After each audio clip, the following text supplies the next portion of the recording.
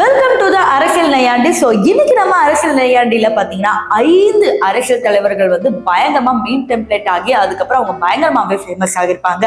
இவங்க பண்ண நல்லதை விட இவங்க பேசுற அந்த ஒரு வீடியோவோட மீம் தான் உலகம் ஃபுல்லா இப்போ வரைக்கும் ட்ரெண்டிங் ஆயிட்டு இருக்கு. சரி, இந்த வீடியோல வர அந்த 5 அரசியல் தலைவர்கள் யாருன்னு பார்க்கலாம். ஸோ வாங்க வீடியோக்குள்ள போகலாம். சோலி முடிச்சு இந்த லிஸ்ட்ல நமக்கு ஃபர்ஸ்ட் வர போறது தமிழக முதலமைச்சர் ஸ்டாலின் அவர்கள் தான். ஆக்சுவலி இவர் நிறைய விஷயங்கள மீம்ல அப்பப்ப மாட்டிப்பாரு. இவன் நம்ம அரசியல் நையாண்டில எல்லாத்துலயும் தவறாம வந்துருவாரு. ஓகே, இப்ப அவர் என்ன பண்ணிருக்காருன்னா, ரீசெண்டா வந்து இந்த கடலுக்கு இந்த ஆத்துக்கெல்லாம் பூ போட்டு வரவேற்பாங்க இல்லையா, அப்ப ஸ்டாலின் கிட்ட பூ போட்டு வரவேற்குங்க அப்படின்னு சொன்னதுக்கு அவர் என்ன பண்ணிருக்காருன்னு பாருங்களேன். ஏன்டா அப்படி கொஞ்சம் கொஞ்சமா நொறுக்கிட்டு இருக்க? ஒட்டுமொத்த சோழியை முடிச்சிட வேண்டியதானே? அப்படின்னா கொஞ்சம் இப்படி ஒன்னா உடச்சுக்கிட்டா என்னைக்கு முடிக்கிறது?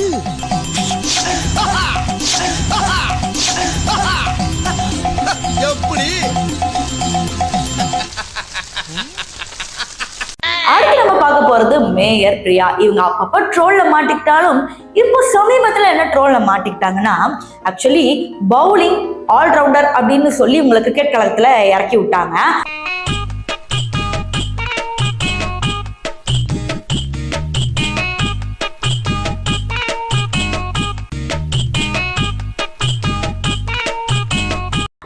விளையாட சொன்னா ஓடி பிடிச்சி விளையாடிட்டு இருக்காங்க. ஆக்சுவலி இது எல்லாருமே செம கலாச்சாரம். சன் நியூஸ்ல மட்டும் ஆல்ரவுண்டர் அப்படின்னு ஜடேஜா லெவலுக்கு போட்டதுதான் வந்து நிறைய பேருக்கு காண்டாச்சு. ஸோ இவங்க விளையாடுற கிரிக்கெட் பார்க்கும்போது நீங்க என்ன நினைக்கிறீங்க அப்படிங்கறத கமெண்ட் செக்ஷன்ல சொல்லுங்க.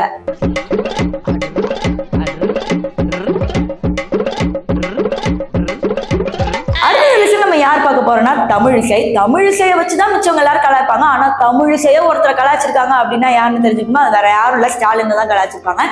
ஆக்சுவலி தமிழிசை பார்த்தீங்கன்னா அவங்களோட ஹேர் ஸ்டைலை வச்சு நிறைய பேர் நிறைய மீம்ஸ் இப்போ வரைக்கும் போட்டுட்டு தான் இருக்காங்க.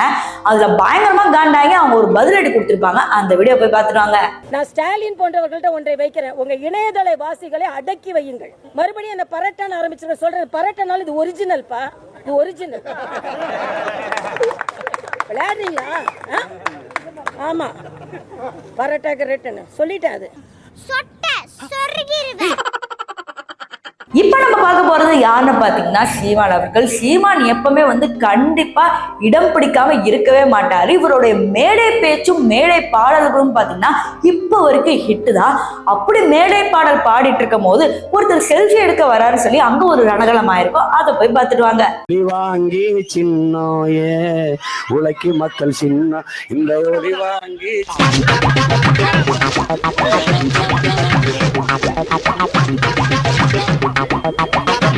அவன் பிரச்சனை உனக்கு போட்டோ எடுக்கிறதுக்கு. அவனை சொல்லி நிறுத்துங்களேன்டா.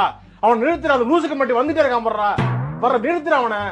பைத்தியக்காரப்ப எதுக்குடா வரீங்க எங்கெல்லாம்? வீடியோவோட கடைசி பகுதிக்கு வந்துட்டோம். சோ இந்த வீடியோல கடைசி இடம் பிடிச்ச அந்த அரசியல் தலைவர் யாருன்னு நீங்க காத்துட்டு இருப்பீங்க. அது வேற யாரும் இல்ல, தர்மக்கோள் செல்லூர் ராஜா. ஆக்சுவலி இவர் பாத்தீங்கன்னா நிறைய மீம்ல அப்பப்ப மாட்டிப்பாரு. ஆனா இப்ப புதுசா என்ன மாட்டிட்டாருன்னா, இந்தியாவுக்கும் பாகிஸ்தானுக்கும் நடந்த விஷயங்கள் நம்ம எல்லாருக்குமே தெரியும். அதற்கு முக்கியமான காரணம் யாரு? நம்மளை காப்பாத்துறது யாரு? ராணுவ வீரர்கள் தானே. ஆனா அவர் சொன்ன ரீசன் என்னன்னு பாருங்களேன். இப்படி ஒரு பிரதமர் நாம பெற்றதுக்கு உண்மையிலேயே இந்திய மக்கள் பெருமைப்படணும். நம்ம பெருமைப்படுறோம். இதை விட்டுட்டு இன்னைக்கு என்னமோ ராணுவ வீரர்களுக்கு, ஏன்னா ராணுவ வீரர்களுக்கு நான் போர்லையா போய் இதுலயா போய் சண்டையா போட்டாங்க இல்ல.